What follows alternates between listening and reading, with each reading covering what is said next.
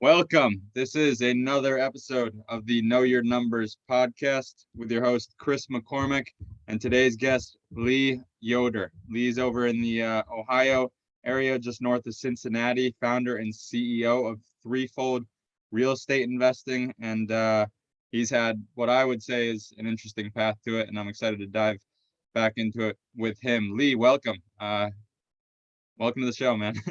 Yeah, thanks, Chris. I would agree with you. I have had an interesting path, and I like talking about it. So I appreciate you having me on. I'm anxious to talk with you today on your podcast. Hey, let's do it. Yeah, so from what I understand, you got started in the physical therapy arena. It looks like that's what you went to school for, and then turned to real estate. So I'd love to hear a little bit more about that and what drove that and what the thought process behind all that was. Yeah, absolutely. So yes, I went to school for forever, 20 straight years, starting from kindergarten to when I graduated grad school, because I had to do 4 years of undergrad, 3 years of PT school. They make us get our doctorate now. So anyway, finally got out, was doing the physical therapy thing. And I ended up making my way into doing home health physical therapy, where I drove around to people's houses. Yep. My wife and I were just getting our family started, had one baby at home, and my wife was staying home with her. And so the home health physical therapy was great for our family because I had tons of flexibility. I got to make my own schedule. Honestly, most weeks was like working 40 hours, if that, maybe 35. Very little stress. So just great for home life. Unfortunately, or fortunately, whatever, God just did not make me for that. So I was just bored out of my mind. I mean, Right. I did it for a year because I did outpatient, and that was exciting, but challenging schedule wise. So I did the home health, just really bored, not fulfilled, not challenged. So the company I was with, I didn't really know it when I came on with them, but they were actually a startup staffing company. But they, had some therapists doing work. They asked me to come in and be the clinical director. So I kind of jumped at that opportunity because I was anxious for more work. And my role kept growing within that company and in the office to the point where I was doing no physical therapy now. So I was in the office, really operating more like a director of operations, really was kind of my role. And I was loving it. But now I'm on the opposite side, Chris, where work is fun and challenging and exciting and fulfilling for me. Yep. I'm like, okay, this is more like what God made me to do. But now I'm working, 50 to 60 hours a week and kind of stressed out, don't have the flexibility and all that. So kind of got to see both ends of things. And that wasn't good either. Now we have 2 young kids at home.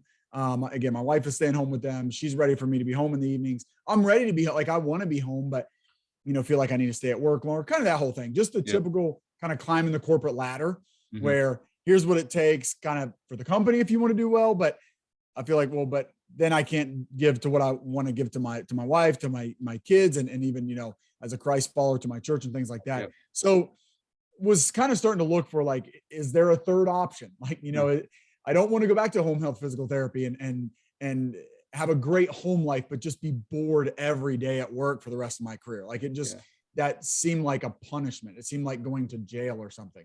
And it wasn't that bad, but I exaggerate. So somebody gave me a real estate book, and it wasn't Rich Dad Poor Dad, but maybe the second or third one I read was Rich Dad Poor Dad. And that's when I was like, okay, there is a different way. Like you don't just have to find the right job. Like I could go out on my own. I could do real estate. I could be an entrepreneur. So what I ended up doing, Chris, toward the end of 2016, I decided to leave this corporate job, go back to home health physical therapy, where I have a steady paycheck, a steady job, but I'm going to do real estate on the side, kind of start a real estate side hustle. So I left in 2016. It wasn't until like the fall of 2017 that I kind of got started, but that's how I went from doing physical therapy to getting into real estate. I love it, man. And thank you for breaking it down like that. Cause it does seem like, there's different points where you start to realize that certain things you're made for, certain things you're not. This works, that doesn't. And that's kind of a testament for the entrepreneurial journey, as well as just any journey. I think whether you're in the corporate job or out there on your own.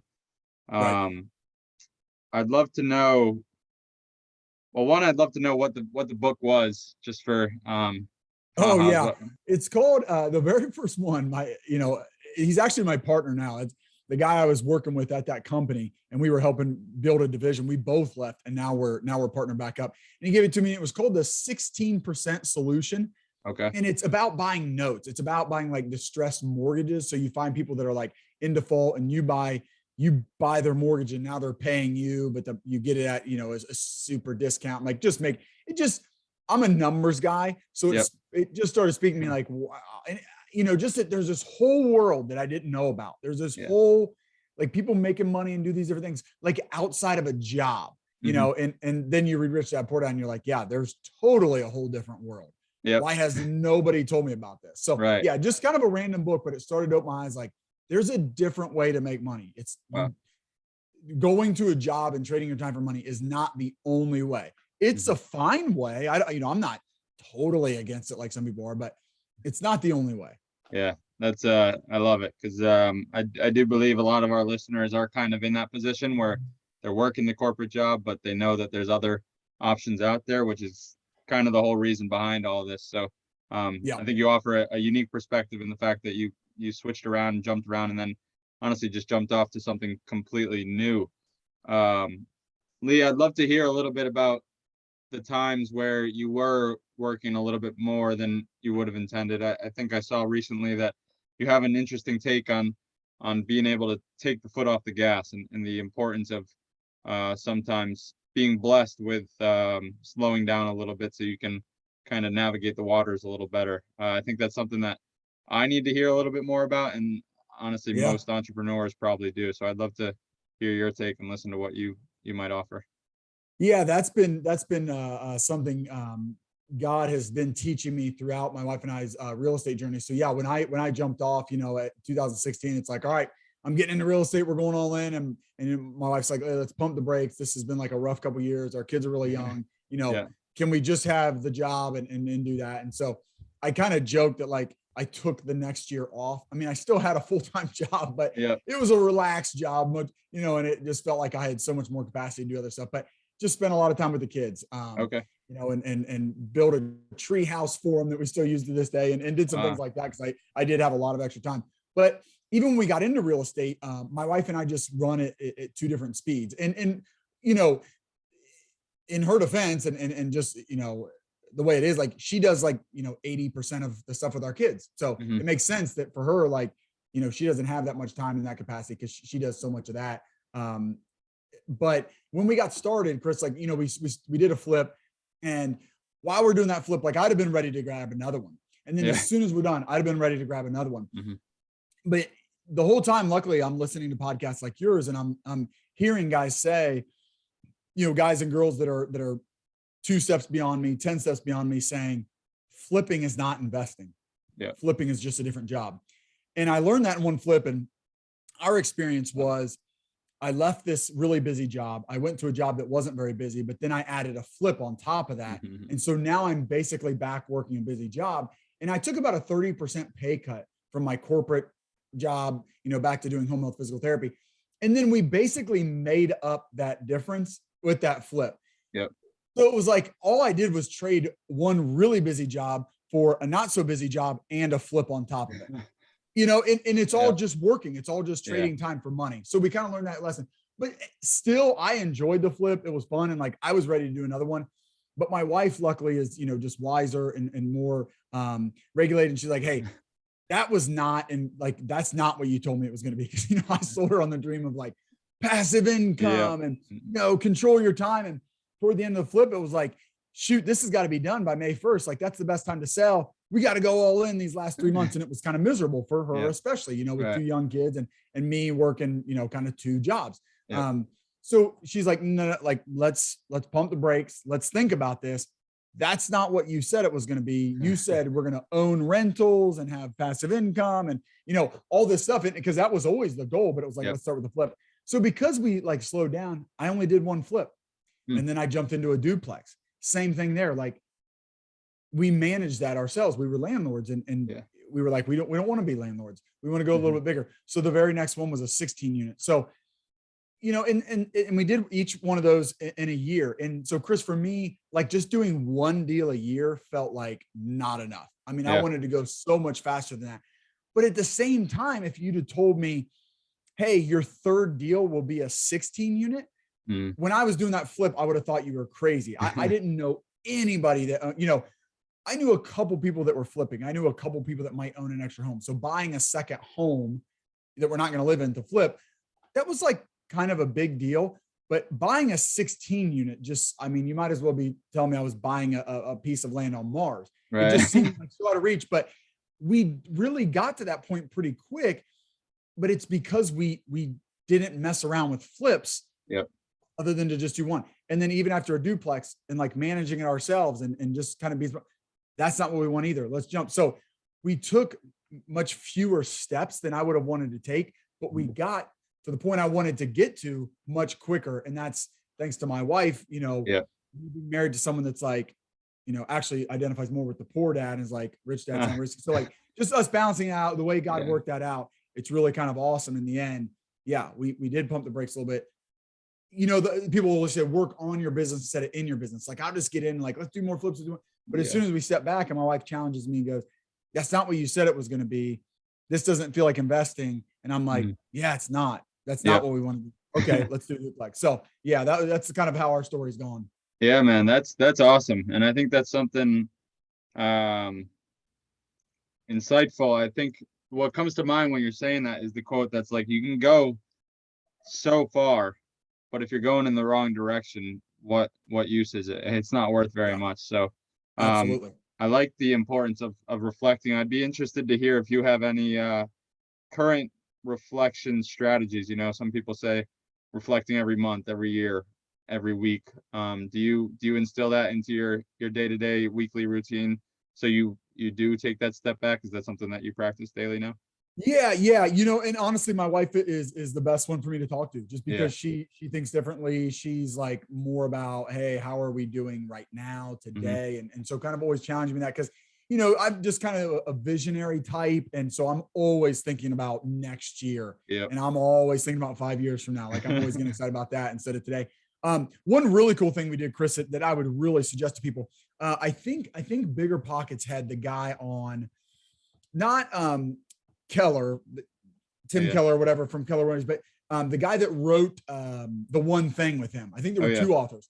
So the other guy, he and his wife were on, and they told Bigger Pockets and Brandon Turner and them, hey, we do a retreat every year at the beginning of the year and set all our goals and things like that. And they were talking about that. And so I heard that a few years ago. And so I told my wife, I said, I really want to do this. So we've been doing it for the last 3 years. And it's been awesome. So that's just once a year, but we spend like we don't get to spend the whole weekend because we got kids. So the grandparents only want to keep us along. So we had like 24 hours to ourselves, which is really nice, one evening to the next evening. And we spent hours and hours and hours talking through like our family, our faith, our kids, our house, things like that. But then we also, because she actually works with me a lot in the business now, we spent a lot of time on Threefold and just, hey, where do we want to get to? And so what are the things that we need to do to get there? To your point, Chris, like we could do a bunch of stuff this year, but if it's not getting us to where we want to be, then we shouldn't have done it. Like, like people say, like I think it's the one thing that talks a lot about this. Like you don't want to just be efficient. Efficient people can get a lot of things done. And that's cool in a way. Like your boss is going to be happy about it if you work in a job, but you really want to be effective, not efficient. You want to do the right thing. So that was really helpful. We just had that. It's a really powerful time for us. As Christ followers, we actually fast for the whole next week afterward, or just 5 days, and kind of pray through that. But that's really set us up. So we're kind of just coming off of that. So I'm still really pumped about that and all the goals we've set. And I keep this is kind of new for me, but I did create a vision board for our company, and I've got that right in front of me right now up on a poster. And I've got a whiteboard with some goals and stuff like that. So that's a little bit new for me, but I think to your point, Chris, it is very important to keep kind of coming back, pull yourself out of the business a little bit. We're working really hard, but are we working on the right things? Because you're right. I mean, you just get off, the analogy of like an airplane that just gets off by 1 degree can end up, in a totally different country. Right. So you keep pulling yourself back, you keep that from happening. Wow. That's awesome, man. One thing that sticks out to me when you're speaking, Lee, is the amount of honor and respect that you have for your wife, which is obviously encouraging. I honor that, but I would like to hear if you're willing to share, like starting out. I mean, you've gotten into a little bit of the troubles, but some people can go years without actually having a discussion with their significant other or just any partner, business related, on like how things are going. So were there tough times where you had to be like, this is what we're doing, this is how it's going? Like, how do you cultivate that conversation so that you can keep the relationship and the strength that's within it, and also get to the point that you want to be at? Yeah, good question, Chris. Because I mean, yeah, we had some really difficult times. Yeah. I mean, that flip, what we were not in a good spot in our relationship. I mean, when you have young kids, it's tough anyway. Like Yeah. just going through that time, it's usually a married couple's lowest time, for their Yeah. relationship was when you have young kids. So I decided to throw this on top of us at that time. Not the best timing, but I was just dying to get in. So at that time, it was more like me just jumping and like dragging her along. And it's not a good space to be in. And I'll tell you what happens, Chris, when you do that, when things don't go well, there's just a lot of animosity because my wife wasn't bought in. So when things were really hard, it was like, this is why I didn't want to do this, Lee. Like, this is what I was worried about. Right. Versus if we got on the same page first, it would be like, hey, this sucks, but like, hey, we're in it together. We knew it was going to be tough. And so, it's hard to think back and like, okay, how could we have done this better? I do feel like at some point, maybe I kind of had to just jump in, but we've gotten so much better about me like really listening to her. And I think the key is like, don't talk about it in the heat of the moment, right? Like set aside some time, go out on a nice date, spend a weekend and really talk through things. And what ended up, you just both have to give in. So I wanted to move much faster. Luckily, my wife is committed to, honoring me because God calls her to do that. So while, I try to slow down and honor her and that, hey, she's just not the risk taker that I am. Yeah. She also tries to honor and serve me and like, hey, God created Lee to do this. Like I can tell. I mean, she'll tell people as soon as she saw me doing real estate, she knew it was different than doing physical therapy. Yeah. And she wanted me to do real estate because she enjoyed seeing me thrive. Wow. And she could see such a difference. So she wanted so badly for me to quit real estate because how, it made me feel to be able to do real estate. But at the same time, it freaked her out. So you have to meet in the middle and you have to keep talking because again, Chris, if you don't get on the same page, it's going to be a wedge between you. And if you don't talk about it, you're going to have this thing going on. And she had a lot of wisdom in this. And she was like, look, if you don't talk to me about real estate, you're going to talk to somebody else. And not that, there's not as many women in real estate, but I think that's kind of how you can have some dangerous times in your marriage. Like, oh, I can't talk to real estate with my wife, but I can talk to these people. And then you meet somebody else, and she's like, I never want it to be like that. Even though I don't like it, I want you to talk to me about real estate. And even though I'm going to talk to other people too, she's like, I want us to be in this together. I don't want this to be something you do and I don't do because that's going to be a wedge between us. And so we just kept talking about it and it was tough, man. It was tough because until she saw like some results from it, it just wasn't really something she could get on board with. Because again, I had a good job.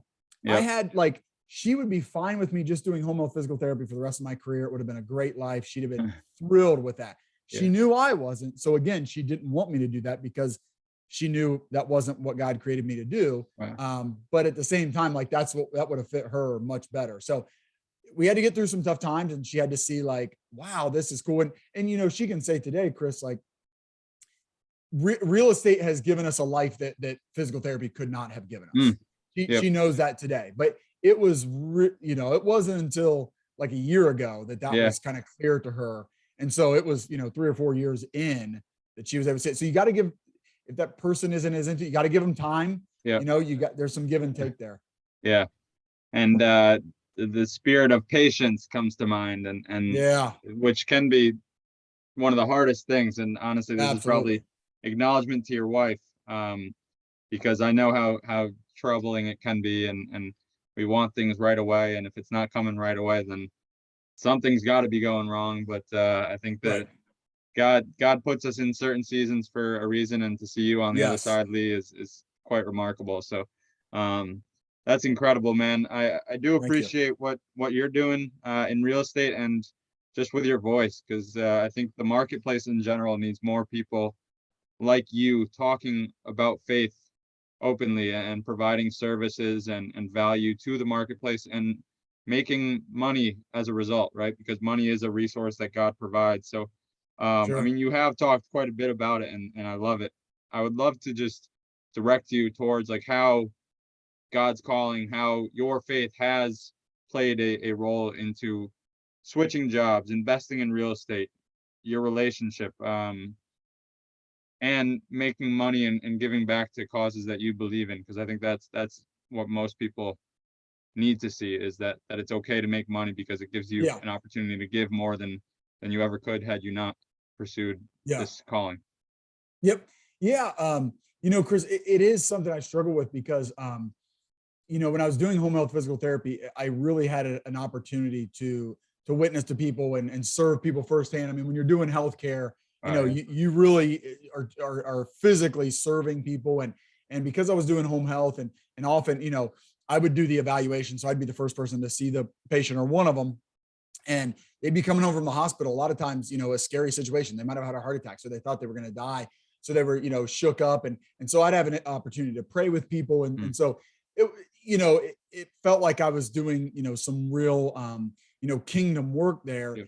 And I wanted to get away from that. Like I was bored. I didn't want to do that. And I just wanted to go do this other thing. So, I definitely had this feeling of like, yeah, I want to go do real estate, but does God want me to do real estate? And, I had some friends, some of my close friends from church, I feel like really speak some truth into me and, kind of counsel me like, look, number one, like probably God made you to want to do real estate because, Yeah. it's not a bad thing. And you want to do it. And he probably clearly wired you to want to do that. Mm-hmm. And two, like God just wants us to love him and love people Right. wherever we're at and whatever we're doing. And God needs, Christ followers and disciples in every area of life. So I think there's some freedom there. So I kind of needed that. And God is a good father and he wants us to be happy too. Like, Yeah. not all the time, Right. not definitely not. He really wants us to be holy, not happy. Yeah. I think that kind of wrong, but he's still like is a good father and wants to do good things. So that kind of freed me up to go do real estate. And the more we got into it, and even with my wife too, like praying, I've felt this whole time that, I just thought of Abraham and Sarah, where Mm-hmm. God told them to go to the promised land and they're starting God's nation. We're not doing anything like that. But I still felt like God was kind of pointing to me that story saying like, Lee, you have discerned correctly. I do have a path for you in real estate. I am, calling you to real estate and to start a company. And so Yeah. I felt confident in that. But beyond that, I had no idea what it was going to look like. And I was telling my wife that, and that's kind of the story we've had in our minds, where God called us to something, but we don't know what it's going to look like, but we're just going to step out in faith and we're just going to go. And that's what Threefold's really been about. And we've been following. And, the other thing about Abraham, Chris, is I think at his time, he was the wealthiest man in the world. And so was King David and Solomon and Job. So many. So there's, the Jesus warns us about money a lot. I think Jesus would probably say that's maybe his number one competitor, maybe today more than ever. So you have to be real careful, but just having wealth, it certainly can't, be sinful or anything like, because so many of the greats and people that, I mean, again, Job, as an example, God said, look at this guy. He's like the best guy on the planet. And he's like incredibly wealthy. And God takes everything, which he totally could from us, but then he gives it all back to him, like even more, right? He becomes even more wealthy. So wealth in and of itself is definitely not bad. Just look at some of those examples, but we are called to be good stewards. So to be perfectly honest with you, Chris, we're not like quite to the point yet. I wouldn't say quite, we're just not to the point yet where we kind of have that extra capital, but I can see us getting there. And I am really excited because for whatever reason, God made me to want to like just grow wealth and keep growing and keep growing. But I have no plans for it. We're pretty humble. We live in a smaller house and we don't have debt. I mean, other than our house and stuff like that. But I'm excited for what God has us to do. And I think that's going to be kind of the next stage. But yeah, that's kind of how I think about it, how I've thought about it through this journey. That's awesome, man. And yeah, I can tell.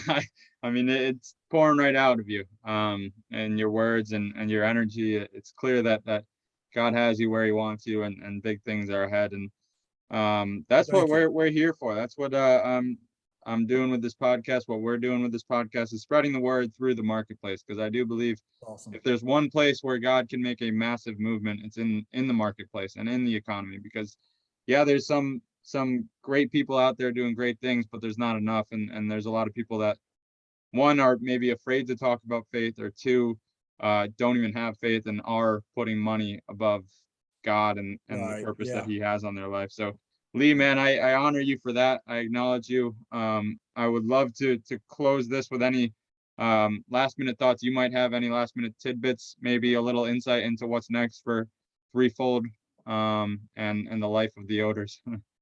Yeah, man.